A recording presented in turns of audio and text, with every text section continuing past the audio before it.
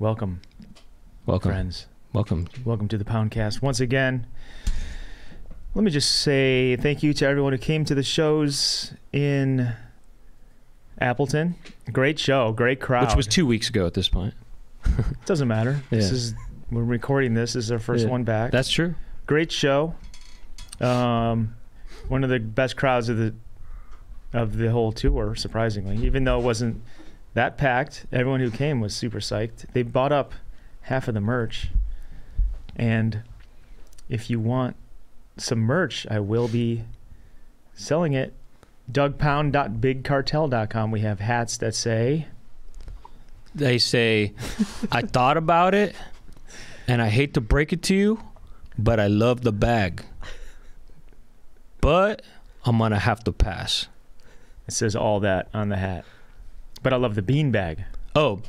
Specifically. What did I say? I love the hat? You said I love the bag. But it's bean bag. There's actually one more word there. Okay, right. And yeah, Appleton was great. Chicago, 2 shows. They were pretty much sold out. Yeah, well, one of them was fully sold out. The other one was just a couple tickets shy of selling out. But the one that was a couple tickets shy seemed even more packed. It did for some reason. What happened? And then Louisville. We went to Louisville. First time there. Hopefully it won't be my last because that's a cool town. And we went to visit Louisville Vegan Foods, Louisville Vegan Jerky headquarters. We went. Oh my God! We saw Ground Zero. We saw where they made it. We saw it where everything is made. We saw all the spices. Yeah, we saw big bins of spices. We saw buckets of spices, bins of spices. There was a kitchen, a test kitchen, where there's guys in the lab, chefs coming up with new flavors. And I even came up with. I told Stanley about some flavor ideas I had, and I mailed him yesterday. I mailed him some stuff that I got at the Korean market that has this corn flavored almonds. It sounds weird, but man, it's good. I mailed him a bag of that. Oh yeah. Well, people say you don't want to see how the sausage is made, but when it's vegan, it's actually like a positive. Yeah, we saw how the vegan sausage was made, and it was a good experience. And it's really cool. It's state of the art. Yeah. So, and they are our sponsor today.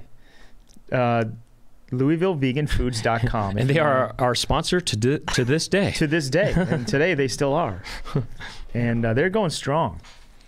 And it was just cool to see like the empire that he's built. It's amazing. It's really a real facility. State of the art. It's a facility.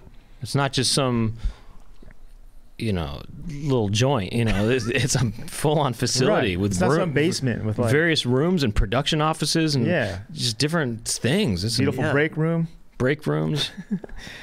But yeah, they are our sponsor. So if you want to check them out, go to LouisvilleVeganFoods.com. Use the code word. Like No, let's see if you can guess it. Go ahead. The code word? Yeah. What would be the discount code word? Mango. Why would it be mango? I feel like that's kind of that's like when people are in sexual situations where like that's the word that you say. Oh, that's the safe word? Yeah, the safe word. So that's funny. Mango code word. That's funny. If you could take a guess as to what the Poundcast code word would be for a discount on Louisville Vegan Foods, what would it be? This count. Discount. Am I close? I'm fine. Well, you are close to some degree. There's actually, a couple letters. It's Poundcast. It's Poundcast. Use the code word Poundcast at LouisvilleVeganFoods.com. Get 10. No. How dare you? Double it. How dare you, Doug? Double it. 20% off. How dare. Yeah, this is 20% off. I feel like with you guys, it's never obvious. So it's like the subversive situation. The answer is that it is what you'd expect. So that's what you don't expect. Occam's razor? Yeah, for the promo code. Yeah, Occam's razor. It's kind of like my dream TV show, to do a family sitcom. I don't want to do a deconstruction of a family sitcom. I just want to do one. Straight up. And that's the true subversive way to do it. It's the same way with Check this out, though. Louisville Vegan Jerky. It's bagged in the United States. Animal and cruelty-free, obviously. We saw where it got bagged. Gluten-free. Did you know this? These are some other benefits about it. Non-GMO, made in the USA, and... great source of protein. It's bagged. We saw where it's bagged. We saw where it was bagged. Oh my God. And you know what? I asked him, I was like, okay, I got to know. What's your most popular flavor? You know what he said? Smoky Carolina barbecue. Turns out that's my favorite flavor too, Zed. You know, I think you've shared this with me before, and I've got to say, my favorite flavor. It's really good. There's no denying it. That's why they're our sponsor. It has a shelf life of 9 months too. Yeah, that's why we chose them to be our one and only sponsor. When you for today's episode. For today's episode and many episodes. And many episodes. Yeah. So yeah, you could order it online at LouisvilleVeganFoods.com, like we said, or check it out. Get it at Whole Foods, Sprouts, and maybe some other outlets. You're only in fine retail food places and coffee shops. You'll see them, but that's that. That's that. Yeah. So and the show in Louisville was awesome. It was at this like venue that was sort of like a music venue. It seemed like maybe that would be like where bands would play. Rocker vibes. Okay. And during our show, you know, people were seated, laughing. It was like a chill.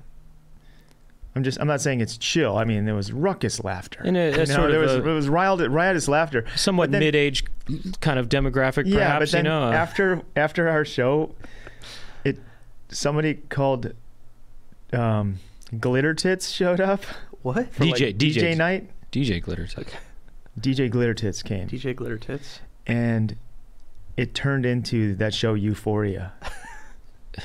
It was insane. It's crazy. The demographic changed. It transformed to like, you know, just a white light on a stage in a dark room to an absolute disco meltdown of laser lights. And it was so packed. Oh, my God. And I tested negative yesterday. I'm surprised I didn't catch it.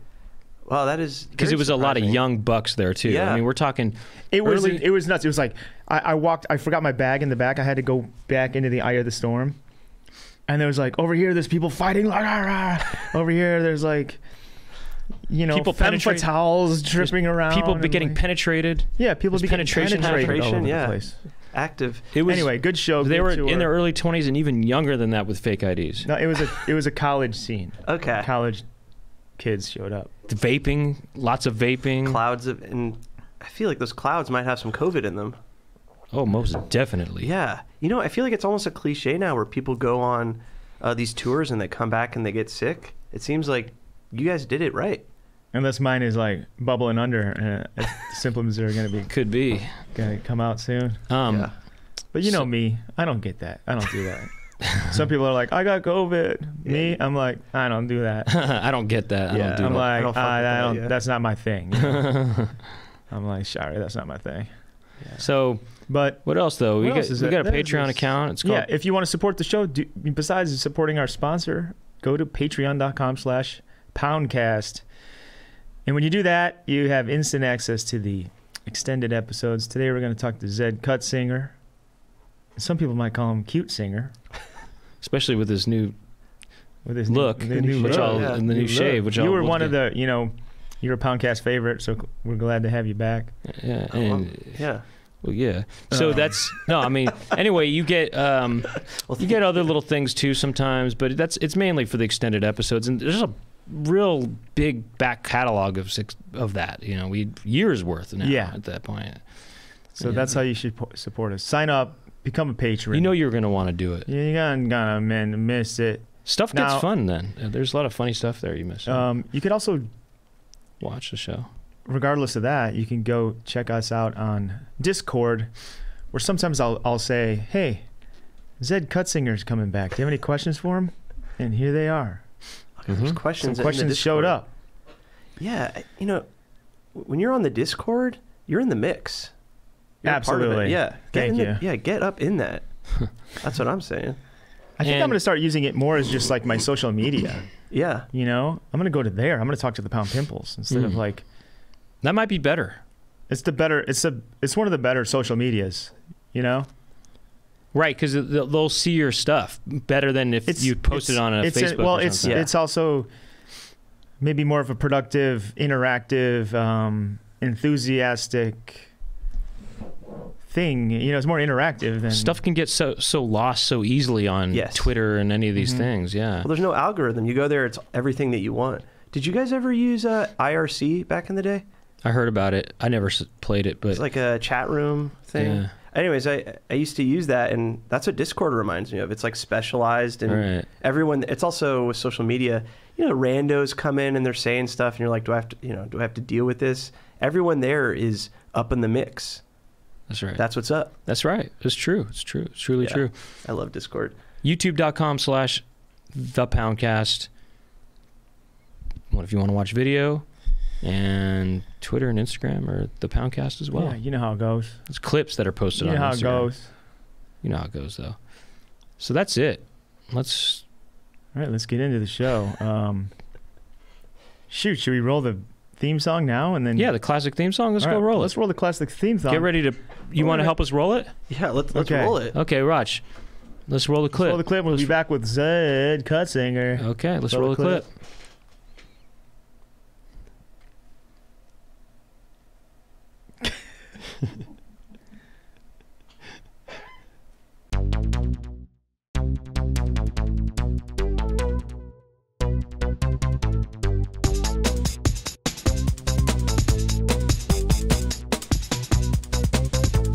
Doug and Brent talking to each other. Doug and Brent, what will they talk about today? Doug and Brent are talking to some pimples. Doug and Brent will talk to their friends, and Doug and Brent talking on the Poundcast. All right, I thought you were gonna fade the image over it.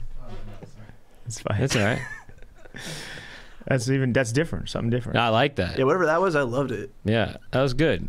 All right, well, we're here. All right, we're here with Zed Cutsinger, one of our favorite guests. And he's looking good. He's shaved. Yeah, for this. He had a big beard. When did you shave that beard? 2 days, yesterday. For this? Yeah. Why? Did Brent say, look, I wanted to impress Brent. Shave the beard, please. I mean, I think Brent doesn't like it when I look bad, so I want to look good. And then all you need now is to cut your hair, and then you're going to be looking like a real clean-cut young man. Yeah, cut my hair, singer. I need to get this hair off. I just, I wanted to impress you guys, and I feel like this is the number one podcast, and I don't want to fuck things up. Mission accomplished. All right. You can only go downhill from here. Okay, we could start with these, with some of the Discord questions. Yeah. I don't know if this is a thing that is a real movie, but what do you think of the movie Magic Christian? I am not familiar with Magic Christian. I love Magic the Gathering. The Magic Christian. Magic Christian. I feel like there's a whole, I don't know if sect is, or denomination of cinema where it's like these Christian produced films, like God's Not Dead and all these things. I'm not very familiar with them. Are you guys? Oh, wait a second. This is a 1969 film with Peter Sellers. Oh, okay. I thought this and was Ringo Starr. Okay, now I should not judge a book by its cover. Yeah, I love Peter Sellers. We got to get into this. Yeah. We got to put it on the list. Fuck. I mean, I've seen a lot of movies, but there's more movies I haven't seen than there are movies I have seen. How many movies do you watch? You still crank through a lot? Yeah. Last year I watched over 500, but I feel like... Last year you watched over 500 movies? Yes. Whoa. Wow. So, and I thought I watched a lot in 2020. So do you watch one a day and sometimes more than one a day, or do you watch sometimes more than two a day? I mean, there's some days where I've watched 3 or 4 movies, and then, I guess the average is... It's still less than 1.5 movies a day, because I feel like that'd be like 550 or something. Right. So you watch at least one movie a day? Yeah. But I was just wondering, so sometimes in one day I'll watch more than 2, so that you're like movie time all day. Yeah, I mean, if I have a day off and I don't have a lot to do, I guess the joy I get and the experience from watching films kind of outweighs most anything else. Now, clearly you love it. Yeah. Now, how do you watch? I mean, ideally it would be in a movie theater, but we can't always do that. I got a TV, which if you guys don't know this, Well, okay, it's a dumb question, but I truly mean, if you're gonna look for esoteric stuff, do you have the DVD, or do you have some apps, or do you have some secret way of like getting in there? I'm not gonna go into. Okay, I'm not gonna describe it. Turning the TV illegal on and I mean, Criterion Channel right now has tons of stuff, like tons of really great stuff and things you wouldn't expect. Like last night, the Monterey Music Festival that happened in 1967. I watched like the Otis Redding and Jimi Hendrix set. Those are on it. But yeah, there's a lot of esoteric stuff on it, but there's also a lot of esoteric stuff that you can't get on streaming services, so you have to find other ways. And I know you mentioned not doing anything illegal, so I won't get into that. Right. But yeah, no. So sometimes you sneak into the movie theater. We get it. We get it. Loud and clear. Someone opens the exit and I sneak in. You're like, I'm just going to go to the bathroom, and after I get out, it turns out I'm actually in this movie over here. Yeah, but the only thing that makes that weird, I guess, now is assigned seating. Trying to do like theater hopping. Well, you just go to an unpopular movie at an unpopular time. Yeah. Where it's wide open. And right now, there is a lot of open seating. I forget why, but right now... But we don't want to do that. We want to support the movie industry. Yeah. No, I have A-List at AMC, so I go there as much as I can. Yeah, I'm on Criterion, and honestly, I feel like almost all movies you'd want to watch, if they're not on a streaming service, they're like $3 to rent through Prime or whatever.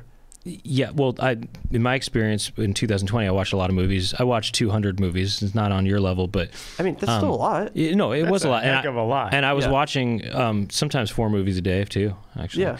But I found there were times when I had to find they were not available anywhere online, even to rent. You couldn't find them online, certain movies, and I had to go to special video stores to get the DVDs. There was 2 different ones I went to. There's been times where I'm looking for a movie, it's not online. There's no DVD to even go get at this. Well, there's that too. That happens too. Yeah. So what I have to do is film it myself, and redo it. I have to find the script and reshoot it. Right. Make it myself. Sometimes you gotta do that. No, sometimes you do have to do that. Yeah. And then you have to enter it into festivals and, just to legitimize it and get distribution and make your money back. You want to make your money back at least. Make your money back, yeah. And hopefully profit, and then you can make the next one. Yeah. I don't know. This happened with Peter Farley with, I guess it's a controversial film, but The Green Book. That was the story. I never saw that. Yeah. But that's what happened on The Green Book. He couldn't find the original book, and he recreated it as a film. Huh. You're joking, because I didn't see that movie, but that book is it was for black people, how to... Yeah, like during times when there are places you wouldn't want to go to. Right, they had their own kind of social media. Yeah, it was like, do you remember those books where it's like for different cities, it would be like, these are the vegetarian or vegan places you could go to? It was like that, but with places that you could actually go to. That's how the Michelin, that's how it kind of almost in a way, no, it wasn't specific to a demographic, but there was... the Michelin rate system started kind of through that. It was Michelin tires started with little guidebooks of places you could stop on the road for food and stuff. Oh, really? And that grew into this thing. Gets people driving.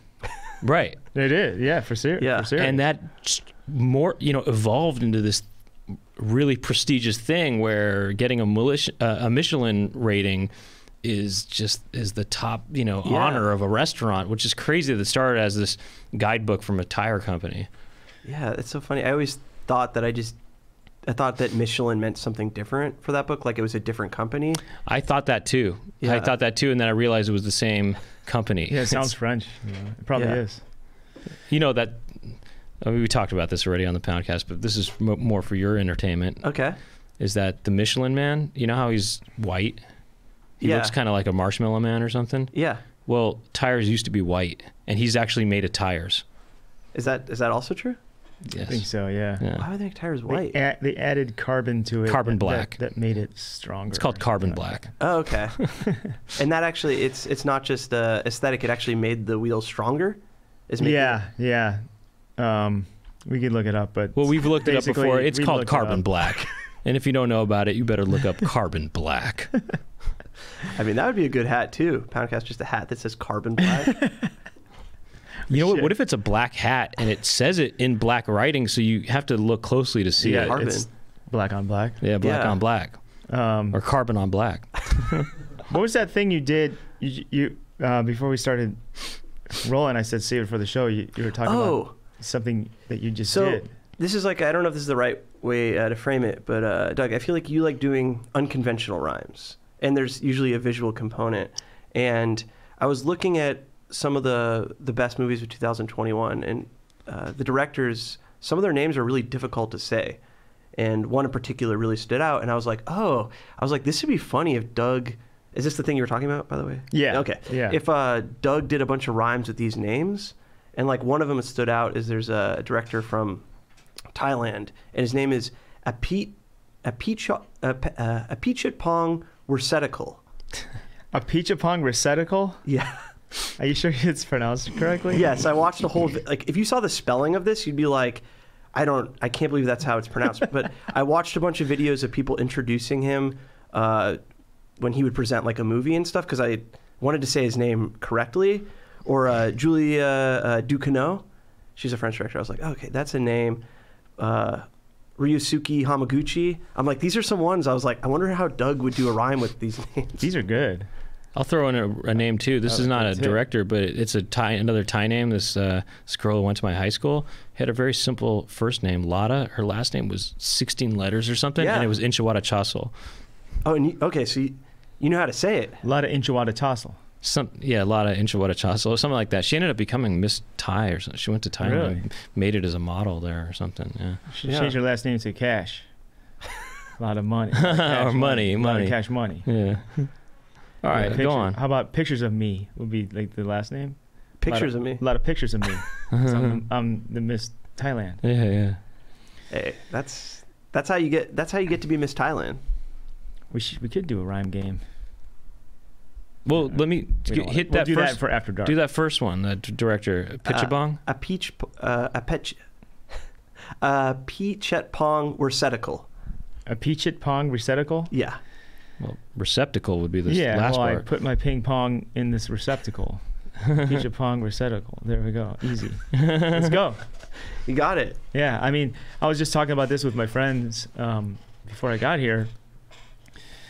They do music, and they're saying one of them doesn't like lyrics or words at all. You know, she's like, I hate when people are singing about their feelings, and I'm like, I get that. Like, I think I do music.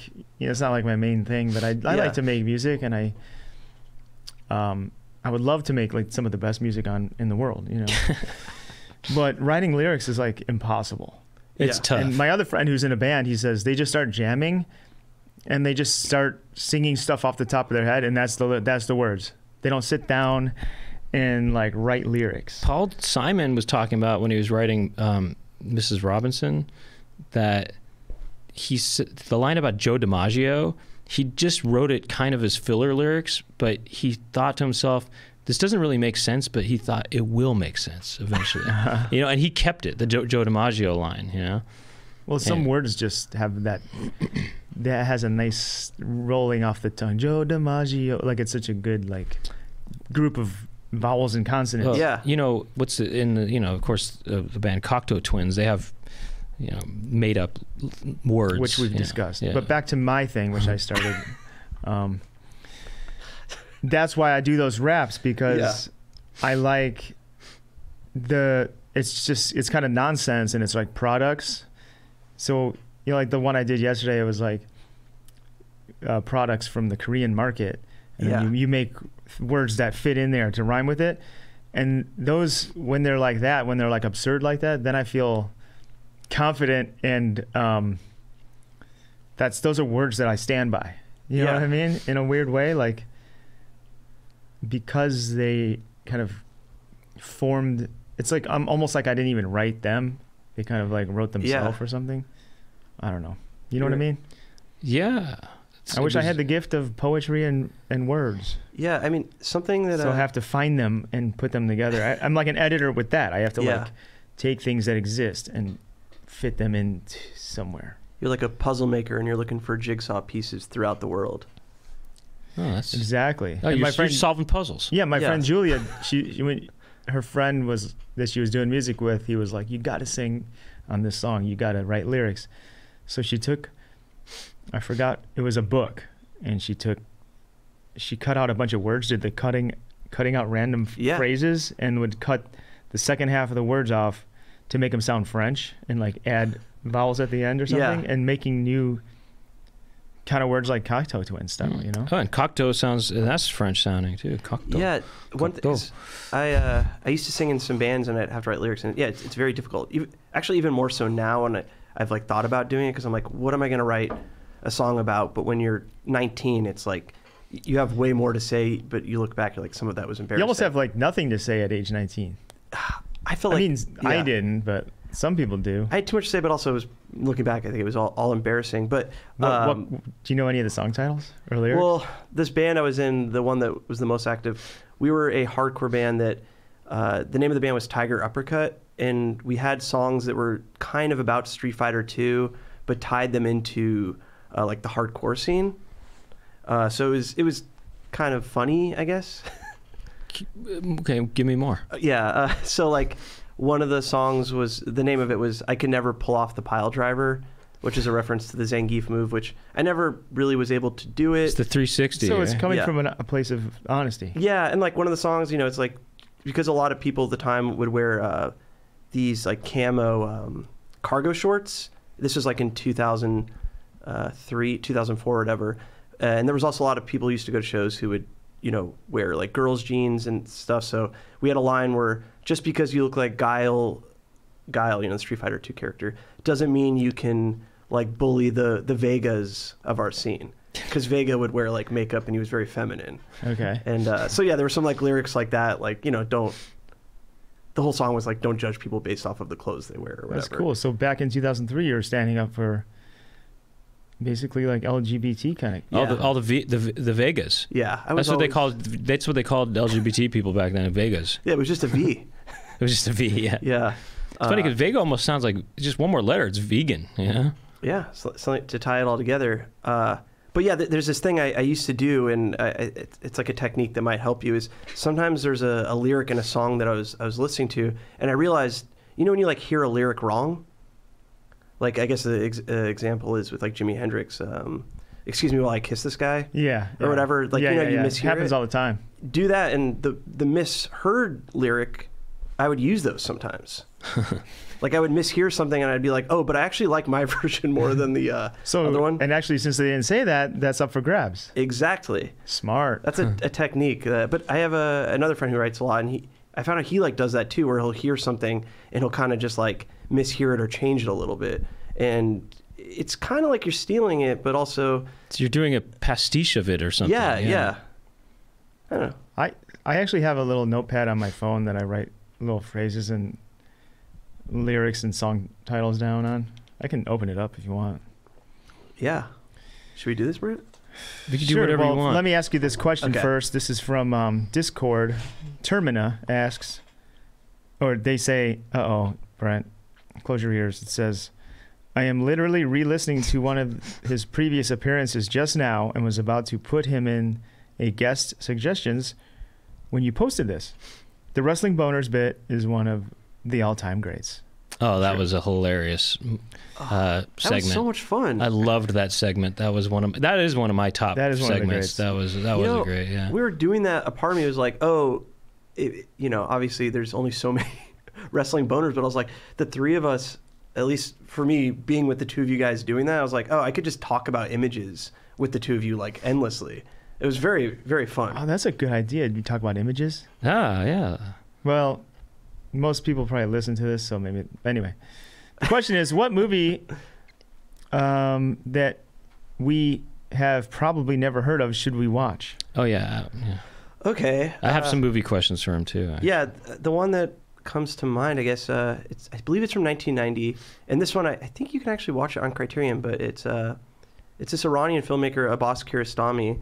He has this movie called Close Up, where... I'm going to write this down. There was a guy who, I don't want to give too many details, but he was impersonating an Iranian director to this family, and they felt like he was taking advantage of them based off of the situation. It's kind of confusing, and this whole thing, it became a story, and Abbas Kiarostami took the family and this guy and had them reenact these scenes with each other, and would have also these clips of them in court with each other, and did this thing where there's reenactments, there's the court scenes, and it's really weird because you have the... Sounds meta. It's very, very... I mean, there's many layers to it, and there's some stuff that happens near the end that's like... You're watching, you're like, is this done on purpose? Like, are these... Like, is he doing these things? And what I really like about it is, besides all the meta stuff, 1990, I love the combination of scripted and non-scripted. You know, in comedy, you have a lot of stuff, you know, with, you know, whether it be like Tom Green, Nathan For You, or, you know, Borat, you know, these things that do that. Real quick. Yeah. A good porn name would be Tom Cream.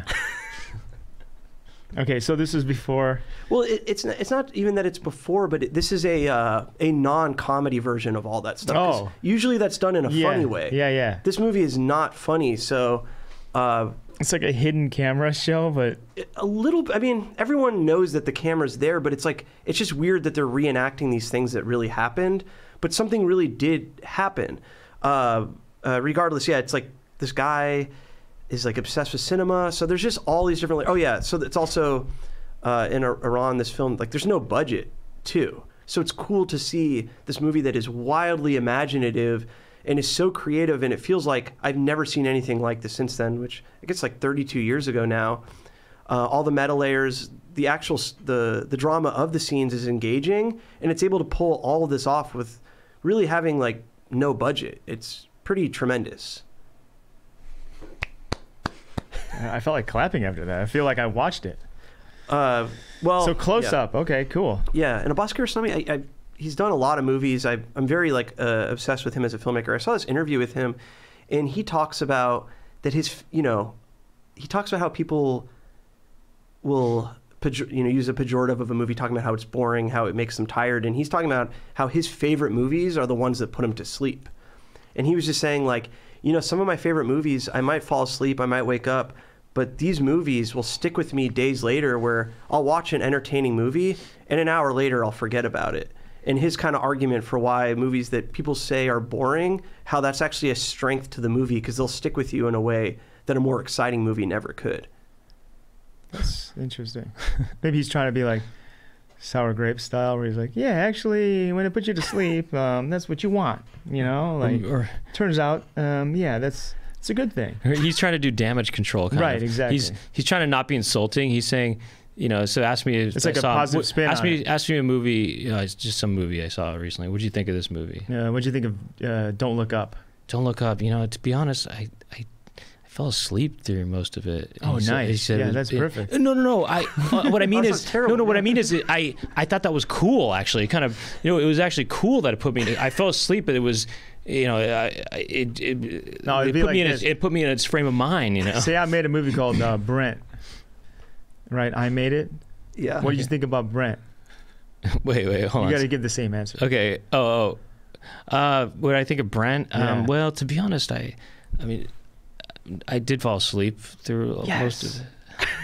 Yes, that's what I want. Turns out I want that. You know what? So I was going for, man. Or like, that's a funny way if somebody has a critique of any of your stuff, just act like that's good. Like, okay, I made a new album and it's derivative, right? That's your opinion? Yeah. What do you think about my new album? It's very derivative. I mean, I've heard everything on it. Exactly. Oh. Exactly, right? I know, right? I was trying to go for this, like, that's basic as derivative kind of thing. That almost sounds like a lot of... I meant to do that, you know? It sounds like those filmmakers who make those movies that are considered bad or whatever, and their intention, and they're like, well, I'm glad that people. I'm glad they didn't mean to make a comedy, but then people are watching it like a comedy. Like and Tommy then Wiseau with The Room, basically. I'm not naming any names, but they say that kind of thing. They'll go, "I'm glad people are enjoying it." You know, oh yeah, I actually did mean it to be a comedy. That's what they'll say, even though it was meant to be a drama. Works. Yeah, you know, I just saw this movie from 2002, which I've never heard of this. I don't know if you guys have seen it. It was called Pumpkin with Christina Ricci.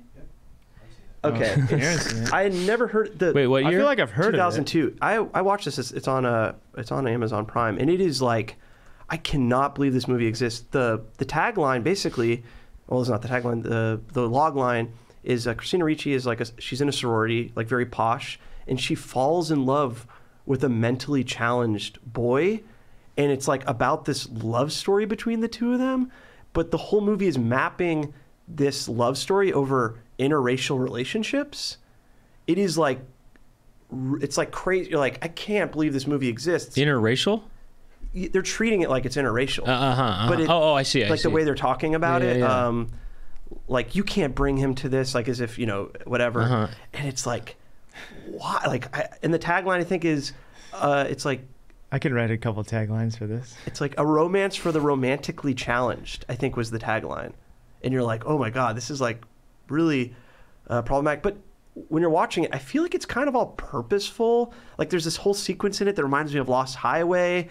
And I mean, I could see why someone would think it was like tone deaf, which also feels like maybe a phrase that isn't, it feels like that's a problematic phrase. But it is strange. Like if you watch this, you'll be like, I don't really know how I should be perceiving this, but I thought it was great. Well, give us a tagline. No, I don't know. Okay, but and instead then of interracial, maybe it's like intermental. Yeah, intermental. It's intermental. It's an intermental relationship. Intermental. That's funny. She's in an intermental relationship. Yeah, it's also confusing. It's like all these guys are too smart. Yeah. Well, the thing that's weird about it is like the guy, he has a physical and mental disability, but like it starts to go away at a certain point. It's like, it's very strange. And there's also like this line where it's like, I think they're trying to do these allusions to racism where I think it's her mom or something. And she's like, you know, go to this thing. She's like, you know, there's blacks there and even worse, Jews. So it's like, God. She says that? Yeah, but it's like, I think they're trying to be like, this woman is bad. Did you know it was kind of like that with Revenge of the Nerds, that was some sort of commentary on racism, you know? Oh, the way that they were being like belittled. The way that the nerd, and also nerd is an N-word, you know? But they do align with the black fraternity at a certain point too. Oh, yeah, okay. And then there's all this stuff where the bully fraternities are burning crosses and things like that. You know, or not, they're not burning crosses, but they're burning stuff. And it's kind of seems like it's some Ku Klux Klan-y kind of behavior. It's an illusion. Yeah. I guess. So I think the Revenge of the Nerds is just a full-on kind of paradigm for racism, like anti-racism kind of film, something like that. Yeah. But yeah, I can see how things are misunderstood. But yeah, if your intention is to put an audience, would you say it was a bad movie? I think it's traditionally not a good movie, but also I don't really. But you got your rocks off. I would say it's a great film. Because also when people talk about, oh well, objectively it's good, whatever. All of the rules what make a movie good or bad. This really bothers me because none of us had anything to do with making these rules. It's like people will be like, oh, this movie doesn't have character development. Well, then it's bad. It's like, why is that? Why does that make a movie? I always say none of that stuff matters as long as it's entertaining in some way, interesting or funny or whatever. If it has the ability to put you to sleep, it's good. You know, a movie can be good for any reason. You don't have to have a good story or whatever. It doesn't have to have a story at all. In fact, one of the movies I liked a lot, this from 2021, doesn't have much of a story. It's more of a sort of series of vignettes in a way. Yeah. Is it the French? What is it called? Oh, you want to know the movie? It was Licorice Pizza. Oh, interesting. Okay. Did you like it? Oh, I thought it was incredible. But it's funny because to go back to these like the criticisms of what makes something good is the people who didn't like it are like, there's not really like a story. What is the structure? And I'm like, but why does a movie have to? It does. Yeah, I know. I hate when people get caught up in that kind of stuff where there's got to be development or an arc and look, that stuff works for certain ways, but it's also a movie can also really work and not have that stuff and not have a story and not, it could just be character driven or it could just be, funny and doesn't, whatever, there's so many ways you can make something and make it good. Yeah. 100%. People get so caught up in structure sometimes. It's so annoying. Industry people is what I mean. Get caught up in that kind of stuff. I think it's also because it makes sense. Like if you're in film school and you're right, if what the class is trying to do is teach you these things as a teacher, like these are the notes you have to give. But also I think when it comes to reviewing, I think there's two things that people do, and unfortunately it's more of one than the other. There's analysis and there's judgment, and I think there's too much judgment and not enough analysis, if that makes sense. That's a good point. That doesn't make sense, but. Well, no, that makes sense. He's saying there's too much valuing of what is good and bad as opposed to just breaking it down and what is going on. No, that makes sense. I know. I'm just kidding. I spaced out there for a second because I was looking at my doc I was trying to recommend a movie maybe people haven't seen, but there's one I saw recently called The Alpinist. Oh, is this it's a documentary. Have you seen it? Did you like it? I haven't seen it. Yeah. It's That's all I'll say. Yeah. I mean, don't look it up ahead of time. Don't look up. Don't look up. Don't look up. I have. It's like that guy. It's like that one Free Solo. It's like that, but it's like hardcore. Okay. It's better. It is weird though. Like I feel like ever since that documentary came out, maybe I'm just more aware of it now. There's so many mountain climbing documentaries. Well, ever since that movie came out, I'm seeing people climbing all over these buildings and every wall. Like I go downtown and there's people. It's like this craze. Everyone's like climbing everything. That'd be funny if that was like this craze. People just have to be climbing. Yeah. Because of this documentary. It's like a fad. they're free soloing stuff just wherever they can find it. Like it's like skateboarding or hula hoops or something. It's like everyone's out doing it now. Yeah. Just people scaling. All right. I got a couple next question. recommendations of movies that people maybe haven't heard of, you know? There's a French-Canadian movie called Leolo that I like a lot. And that's, it's from the 90s, I think. Leolo? Leolo. Leolo. Is Ray Liotta in it? Ray Leolo. Ray Liotta. It's a coming of age movie. Oh, I recommend it to you because it was talking. We were talking about coming of age. Yeah, it's a coming of age movie, and it's got a lot of kind of crude stuff in it, but it's good. It's good. It's well done, as I remember it at least. You see that movie Cocoon? It's like a going of age movie. That's funny. That is funny. A going of age movie. That's funny. That's good. That's what I'm here for. You might want to write that one down. That's why we're here. And then there's one of my favorite movies of all time, and I feel like more people know about it nowadays, but I feel like they didn't. I don't know, 20 years ago. Is Playtime by Jacques Tati. Oh yeah. That's one of my favorites. But I feel like that more people are becoming hip to that movie now. Yeah, and I think it's on Criterion Channel, but his name's coming up a lot recently because French Dispatch came out and people were making comparisons between Wes Anderson and him. Right, I see that. Yeah, definitely. Yeah, I mean, I saw that when I saw the French Dispatch. The scene where there's the building and the guy's taking the food up to the. Yes. And he's going up the stairs and going through. That is so Jacques Tati right there. That very like manicured, like these. Very particularly constructed shots, and also just wide, from a distance, sort of seeing something visually happening from a distance. That's just very Tati. Yeah. What was the first DVD or VHS you bought? First DVD. I'm trying to think of what it would have been. Oh, well, the first one that I think I remember, I talked about this movie, I think at length in the last episode, but that I can remember, I guess, receiving and it being mine was a double VHS for Terminator 2. Yeah, your favorite movie of all time. Yeah, favorite movie of all time. Still is. Still is. Even though you saw 500 movies last year, none of those are better. Yeah, I think if you really like something, Is Terminator 2 your favorite movie of all time? Yeah, number one, easily. Uh-huh. But I think if you like something, the more that you can experience in that medium and stuff, and if you still like it, I think it gives you greater appreciation for it. Especially the things that you see that are even, obviously don't involve science fiction, aren't genre films. It really makes you appreciate just things like in that movie, you watch it and just the relationship between, Arnold Schwarzenegger and John Connor. Like, you could just watch the movie as this, like, a coming of age, like, he doesn't have a dad and this is his dad or whatever. And I don't know, like, obviously Steven Spielberg was a predecessor of this film, with all the movies he has with kids. But yeah, I just think everything about it is so great. Why did you say put you to sleep in like 1 minute? It does not. So good, you know what I mean? That's the new thing. That's like the good. Out. That means the movie's really good. But why did you say Arnold Schwarzenegger and John Connor instead of, his character instead of T1? I don't know, or whatever, T100 and I guess you're right. He doesn't. What is the Terminator? What is Arnold Schwarzenegger's name in it? He doesn't have a name. T120 or something. There's some number. What? The 800. Oh, T800. Because you didn't say T800 and John Connor, or why didn't you say Eddie Furlong? It's just interesting that you mixed the actor name and then the character name in the same. We know what he meant. Well, no, I knew what you meant, but it was just kind of funny that he didn't say Eddie Furlong or whatever. I will say when you're watching that movie, you're not watching the T800. You're watching Arnold Schwarzenegger. That's true. And I think that's what makes it so cool. I don't know if Do you feel like you're watching Danny Cooksey, or do you think...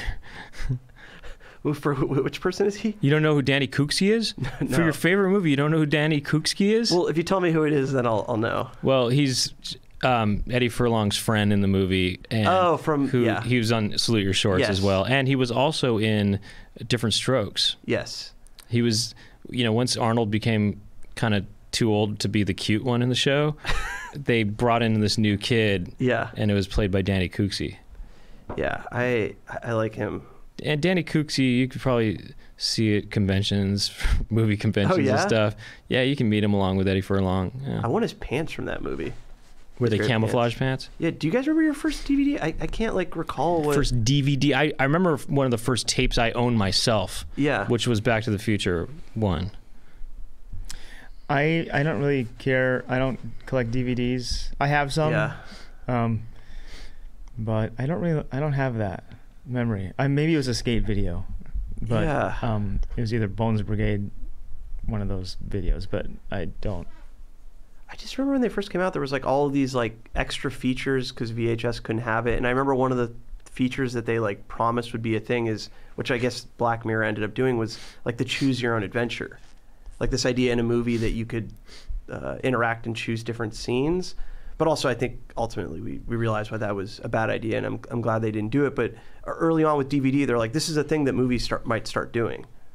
I'm glad that didn't happen. Yeah, I don't like to do any work. I just want to be what's your story? You just want to fall asleep. Yeah, I'm trying to get to sleep.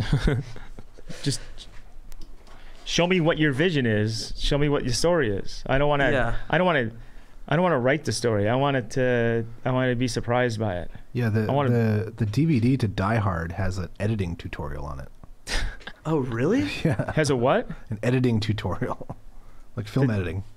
He said the DVD of Die Hard has an editing tutorial. Wow, we got to get that. On what software? Or just on your DVD player, you do it with the remote. Oh, yeah. On the DVD player itself, you can edit on there, huh? Well, yeah, it gives you several takes to work with, and you choose what? Yeah, it's bananas. I mean, what? Well, that's interesting that the DVD, it is a choose your own adventure kind of thing. Yeah. You can so you can re-edit scenes from Die Hard. Yep. Interesting. This is what is Topher? Topher Grace? Do you remember he had this weird, I don't know, resurgence, but he was doing talk show, and he was talking about how he would do these recuts. Yeah, didn't he re-edit Lord of the Rings, a whole Star Wars something? Or Phantom Menace. Yeah. Oh, Phantom Menace. That's so interesting to kind of take the pre-existing. I guess this is what the Die Hard, what that was happening with that. But yeah, to do a new cut of it, which it would be more, I guess, cool if someone had access to all the raw footage, and then they could do a cut. But to just take the final version and cut it, it seems kind of weird, right? Well, yeah, maybe he does get some raw footage. Oh yeah, maybe with the notoriety. I mean, it's the guy who played Venom in Spider-Man 3, right? Is that right? I think so. Yeah. Well, he was in a movie that I did like from a couple of years ago called Under the Silver Lake. Did you see that one? Yeah. Are you talking about Topher? Topher was in that. Yeah, TG. Yeah. We're talking TG. He was Spider-Man. Yeah, Venom. Wasn't he a main superhero? No, that's Tobey Maguire. You're thinking of Toby. Topher and Toby. Okay. Toby. You're thinking about Toby. That's so weird that people changed Christopher to Topher. Dude, there's some of those I found out that I can't believe. Ed? Do you guys know about Liam? William.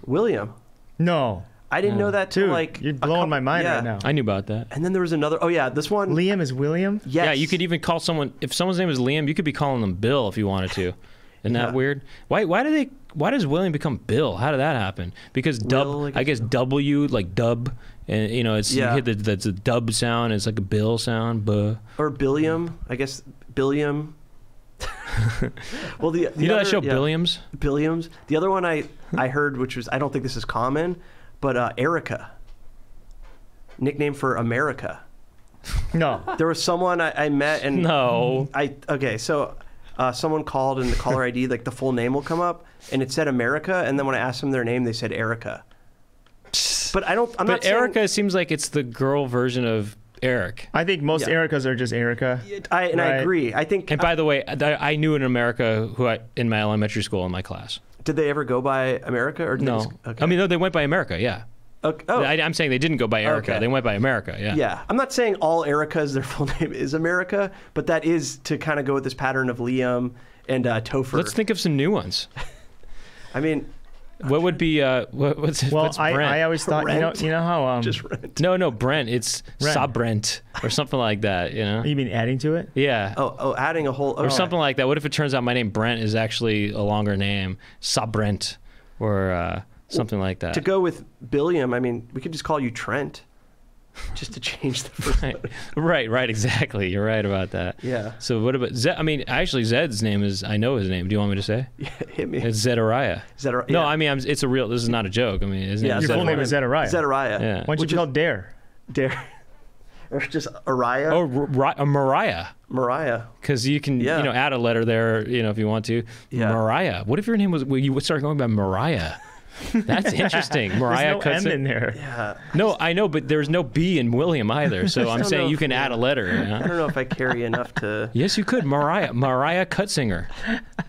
That's interesting. I kind of like that for you. Yeah. I could see you doing it too and pulling it off. Mariah? Yeah, Mariah. Okay. It's Zedadiah? Zedariah. Which is I wish it was Zedadiah. Zedariah. It'd be like Edid. There's Zedekiah. There's Zebediah. It could be Edida. Edida? if it were Zedadiah, it'd be Edida. Hey, I'm Edida. Edida. Hey, get the Die Hard DVD and Edida. Do you think it's weird? Why don't you be Zedar? Zedar? Hey, I'll go with anything. What if you want? It's too late. You're Zed. What about done. What's done is done? Okay? How about Zadar? Zadar? Yeah. How good is your Zadar? I just saw this movie and there's a character in it, and his name is so strange and they don't make a big deal out of it. But his name is Zorg, and it's like just a regular drama. And I'm like, what? Yeah, it's this movie called Betty Blue. The director died a week ago, and the protagonist's name is Zorg, Z-O-R-G, and I'm like, how is it? Almost sounds like Romanian maybe or something. I wonder. It's French. I don't know. Oh, that kind of makes a little more sense. If it was just a straight up movie from the U.S. or North America, and the guy's just going by Zorg, and it's just a straight ahead movie, that would be such a weird move, I kind of like it though, playing something really straight, but the names are whacked. You know what I mean? Okay, just imagine this. It's a straight up drama. It's straight ahead. It's a family drama. There's nothing quirky about the movie, but everyone's name is totally whacked just out. Off a little? Yeah, well, say the mom's name is Doo-Doo Head, and they're playing it straight, And then one of the kids, the daughter's name is, Gargaloaf. Okay? And then they're playing it straight. So she's saying, listen, Gargaloaf, I love you, Gargaloaf. I'm just trying to be the best dad I can be, Gargaloaf. You see? And then super dramatic with these names. I guess melodramatic would be more fitting, right? Yeah, well, yeah, or just dramatic, just straight. Yeah, this is almost like, on the opposite end, Dune that came out last year, the guy's name is Duncan Idaho. What? Did you see Dune? No. Oh yeah, one of the main guys, his name is Duncan Idaho. A character. Yes. Yeah. Okay. People are kind of caught up on the lead. His name is Paul, which I don't really think is that big of a deal. But Duncan Idaho is much stranger to me. But I guess I like this idea of just playing something real straight. The names are whacked. And everyone's name is Duncan Idaho. How about this? The son's name is Whacked Off and On. Well, Whacked Off and On? Yeah. The whole family's got crazy names. The neighbor is called Jigsaw. Well, my full name is Douglas, right? Okay. And why don't I go by Glass? That could be real interesting for you. Isn't that interesting for me? Glass Loosenhop. That works. Glass. I love this. And then you go. Hey, Glass. You go next step. You have us start calling you Philip. People are like, wait, why do you call him Philip? Because his name is. Right. There's a whole story behind it. And then you could start going by Screwdriver. Because it's a drink you put in a glass? Is that why? Or well, no, because there's a Phillips style screwdriver, Okay. So then there's. It should be Phillips and regular or stand. And then you go and it's the screwdriver, and then you start going by Minnie. Because why? Minnie Mouse. Driver. Oh my God. Then you start going by Mouse after that. What's up, Mouse? Do you think it's like more, you just keep going, you know? Do you think it's more deranged if you have people call you a very out of left field nickname, or if you legally change your name to that nickname? Like, what is the weirder?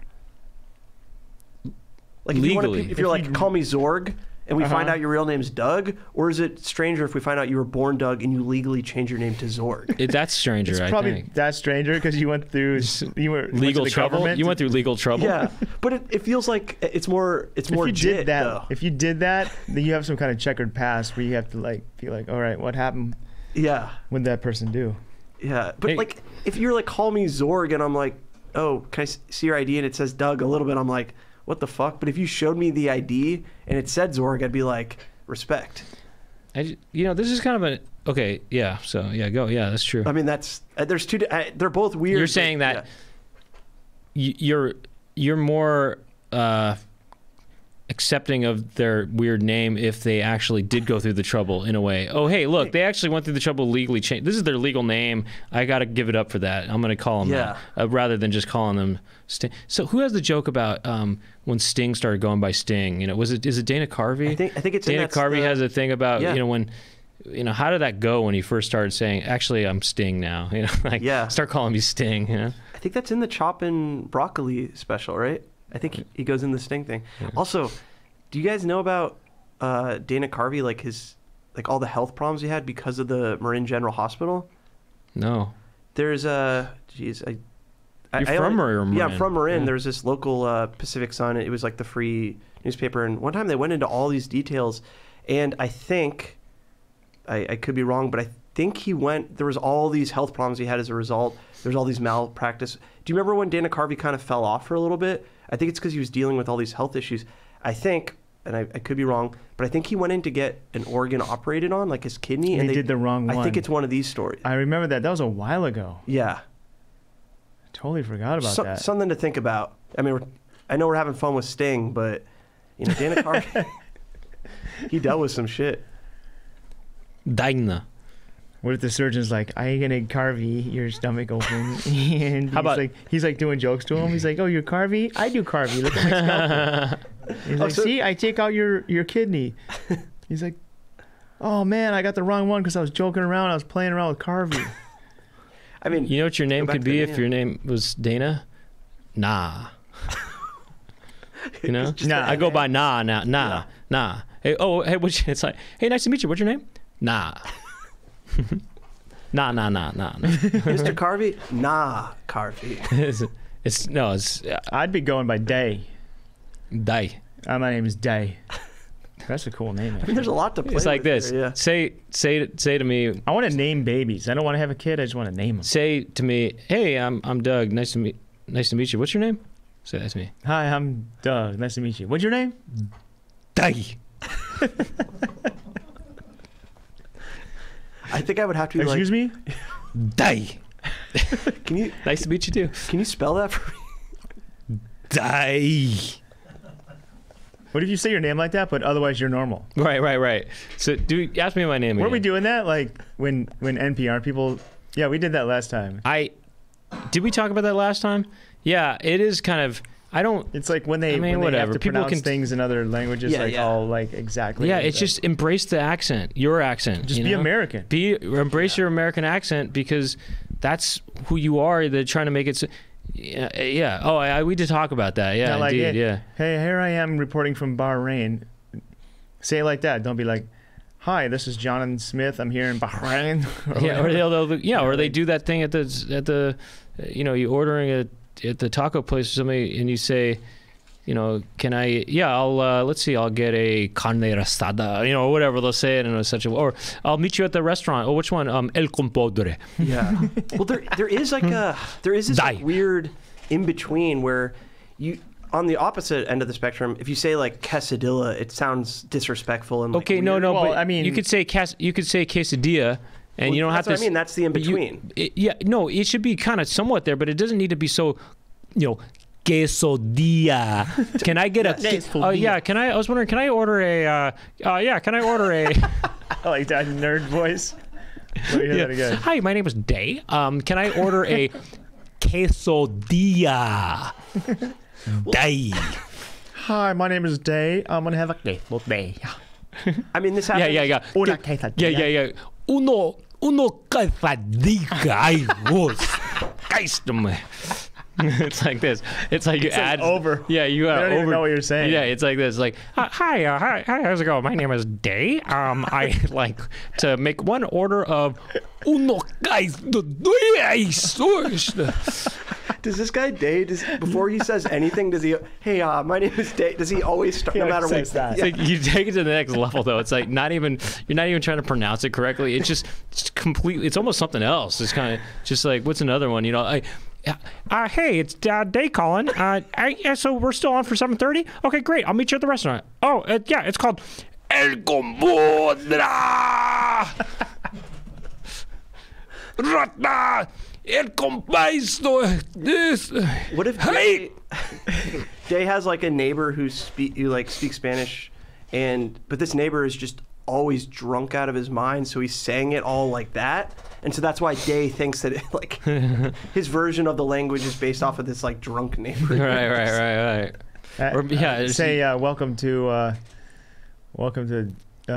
Los Angeles. Welcome to Starbucks. What would you like to order? Welcome to Starbucks. Is this Day working? But Day works. Does Day work at Starbucks? I'm Day 2. Oh, you're Day 2. Oh, you're Day 2. Yeah, I'm Day 2. I was gonna say, Brent, you're Night. Hi, my name is Day. Welcome to Starbucks. How can I help you? Hi, Day. I'm Day 2. Tell you what, give me a large coffee, and I'll have a croissant. Right. With the side of cream cheese, please. Right. Yeah, I'll get a croissant. Yeah, I'll get a large coffee and a. It is funny to me. In addition, he goes a croissant. Every it's like this. You go to the Domino's. Say you go to Domino's, right? Okay. And you say, "Hey, welcome to Domino's." Say, "Hey, welcome to Domino's. How can I help you?"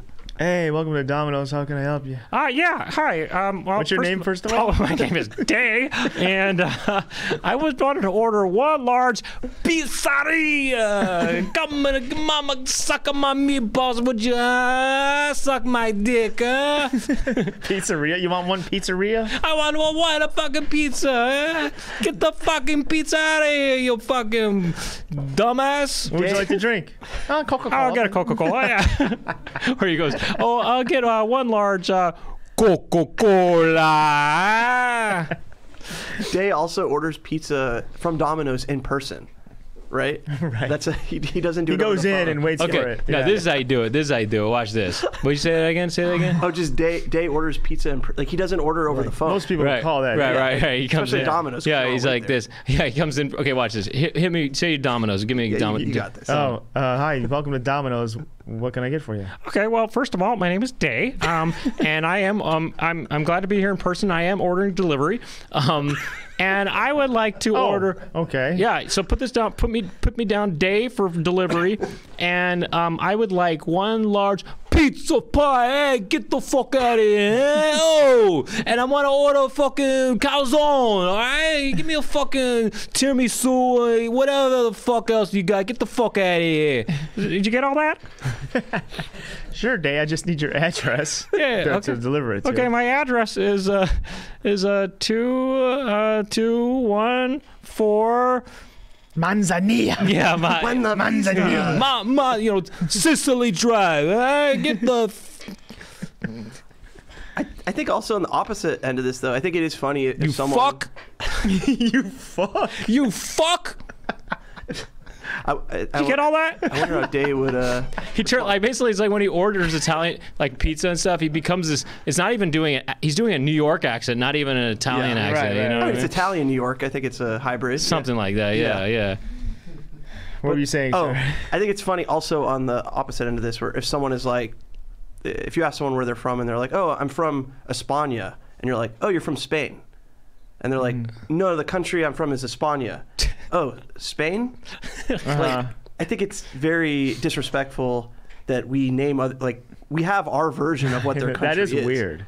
Like Japan is not called Japan in Japan, right? No. It's Nippon. Yeah. So why do we call it Japan? Because it's like, that's quesadilla. How did that happen? Yeah. Well, okay, is that Yeah, it is weird how No, it it's is fine. weird. We have our own words for stuff. I guess we just called that place that. It is weird though It's that a name.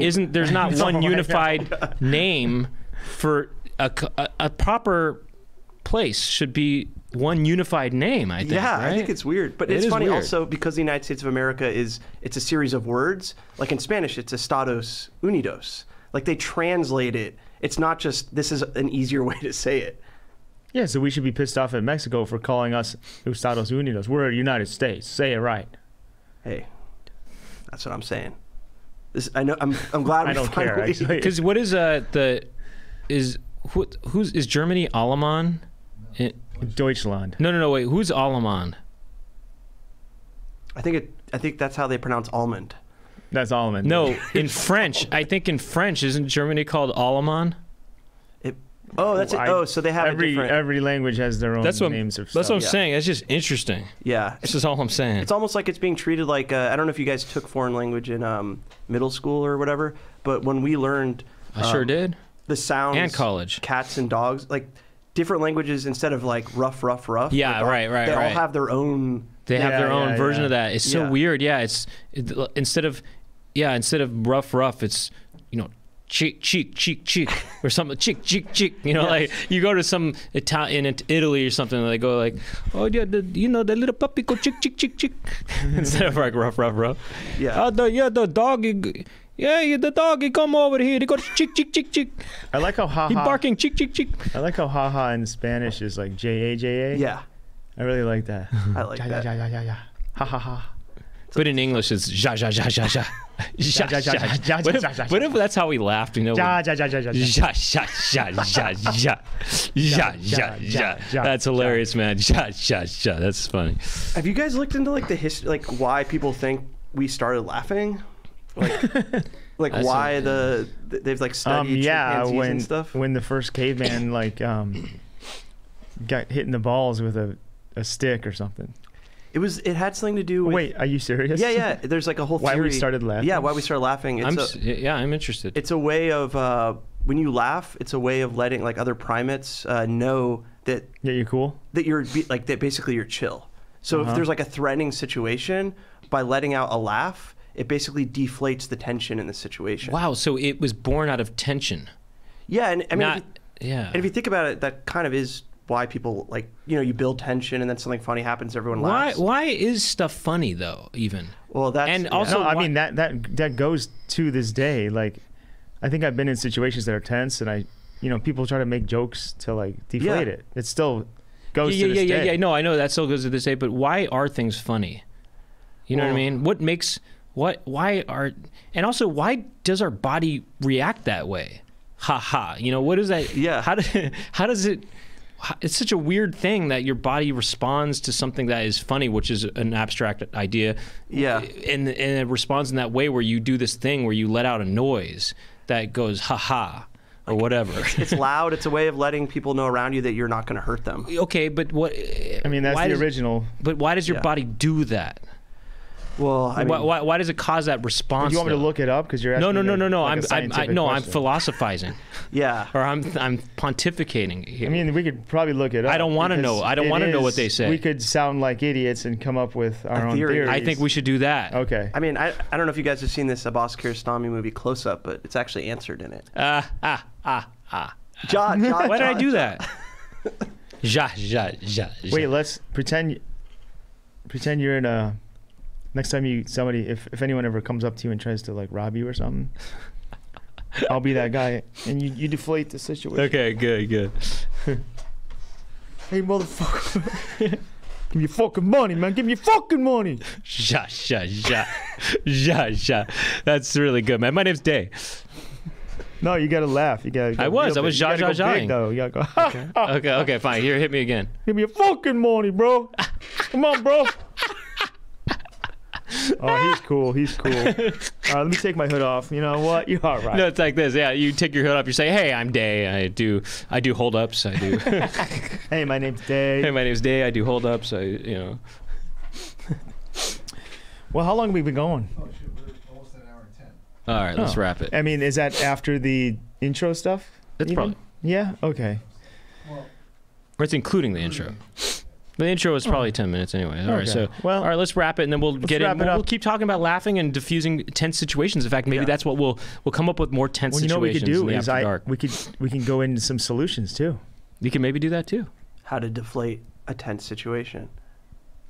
Day 3 style.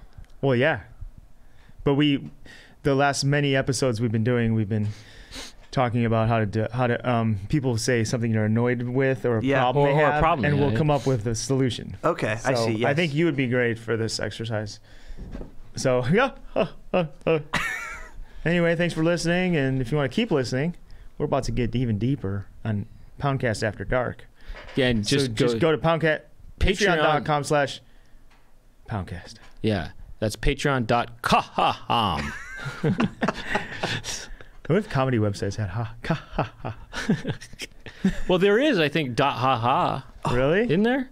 Hey, remember when Comedy Central was called ha? It was called ha. Remember that Comedy Central was just called ha? Oh no. I actually have I have a thing with this that it's crazy to me that porn websites are .com. They should be .com. I thought about it myself. They do. I think they had. And then for the ones like porn that takes place, at schools, like all that kind of stuff, like with Coach, whatever, .edu. That's funny. All right, let's get into that after That's dark. funny. All right. Oh, we're going to come up with more what are they called? Suffixes, or what are they called? Oh, appendix? Domain? No, I don't know. Anyway, we're going to come up with more of those. We're going to do the sort of porn parodies of dots. Okay? Let's, And then for everyone else, we'll see you next week. See you next week. Peace. Oh my God! I don't know why I did this. I went like this. I don't know why I went like this. Okay, that was an accident. Let's get back here. Actually, you know what? Let's not even start. I just want to make sure the regular people know. I don't know. I don't know why I did this. So you're just waving. It doesn't mean you're being. I was just going like this, but it looked weird when I saw it. You know on what, the monitor. Brent? It's time to take this back. I know. Well, I'm reclaiming this. This doesn't. Let's reclaim putting your arm out. This does not mean you're saluting. Yeah, this means saying goodbye to somebody. That's all it means. It all depends on how you got here.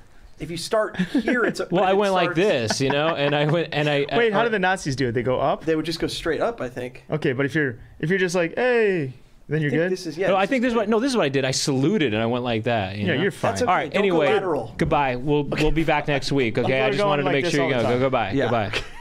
Oh my God, dude, Brent, that was bad. One more thing, we wanted to, Zed. Yeah. We wanted you to plug your awesome podcasts and your social medias and your letterbox. So please do so our listeners can check you out. Yeah, you can find me on all socials at Zed Cutsinger, including, all the heavy hitters, Instagram, Letterboxd, TikTok. Let's just do it on all of them, at Zed Cutsinger. And I have a podcast called So You Did a Thing, where I interview people about a thing they did. It's become predominantly musicians who played on albums, mostly contemporary, but I've gone back to albums I've liked in the past and just gotten into it, figured out how they rock so hard. There you go. There you go. Actually, I saw one of your TikToks recently. It was pretty interesting. It's like movie fact. It was sort of like a top 10 list of. Yeah, I've been putting like lists on it, and I don't know. I know there's like a way to do TikToks. You're supposed to do it, and everyone's like, make them shorter, and I'm like, I just don't want to do that. It looked like a real TikTok to me. So. Okay, well, thanks. I'm trying to do things Z-Man style, All right, Z-Man. Okay. We're going to keep hanging out with Z-Man in After Dark, like we said. Just a regular way now. Bye.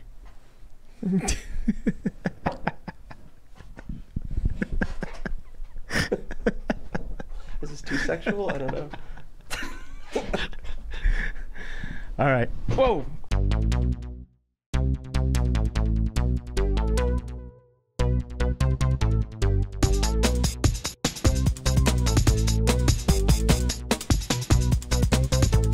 Doug and Brent talking to each other. Doug and Brent, what will they talk about today? Doug and Brent are talking to some pimples. Doug and Brent will talk to their friends.